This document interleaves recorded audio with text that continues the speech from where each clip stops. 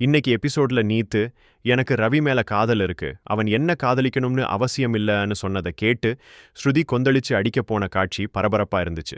ரவி தடுத்தாலும் நீத்து காட்டின அந்த திமிரு ஸ்ருதியோட கோபத்தை இன்னும் அதிகமாக்கிடுச்சு. சண்டையிட்டு வெளியே வந்த ரவி மற்றும் ஸ்ருதியை பார்த்த முத்துவும் மீனாவும் பதறி போய் விசாரிச்சாங்க. நடந்ததை கேட்டதும் மீனாவுக்கு வந்த கோபம் நியாயமானது.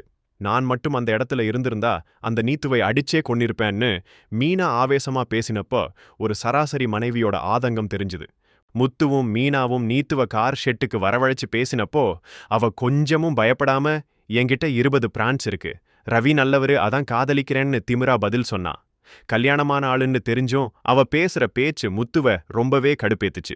ரவி மேல இருக்கிற காதலை யாராலையும் தடுக்க முடியாதுன்னு நீத்து சவால் விட்டு போனப்போ இவள் சாதாரணமா டீல் பண்ண முடியாதுன்னு முத்துவும் மீனாவும் புரிஞ்சுக்கிட்டாங்க. ஸ்ருதி வாழ்க்கையில இவ விளையாடுறத தடுக்க வேற வழி கண்டுபிடிக்கணும்னு அவங்க எடுத்த முடிவு முக்கியமான திருப்பம்.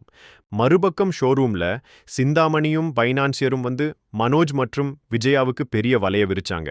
பேங்க்ல இருக்கிற வீட்டு பத்திரத்தை மீட்டு தர்றோம், அப்புறம் பணம் வந்தா கொடுங்கன்னு சொல்லி விஜயாவை ஆசை காட்டி மோசம் செய்ய சிந்தாமணி போட்ட பிளான்படு வில்லத்தனம்.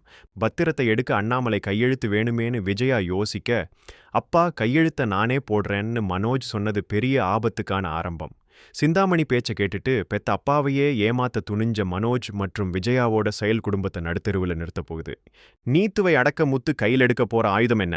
அப்பா கையெழுத்த ஃபோர்ஜரி பண்ணி பத்திரத்தை எடுத்தா மனோஜ் ஜெயிலுக்கு போறது உறுதி. இந்த விஷயம் முத்துவுக்கு தெரிஞ்சா என்ன ஆகும்? விஜயா மாட்டிக்க போறாங்களா? உங்க கருத்தை கமெண்ட்ல சொல்லுங்க.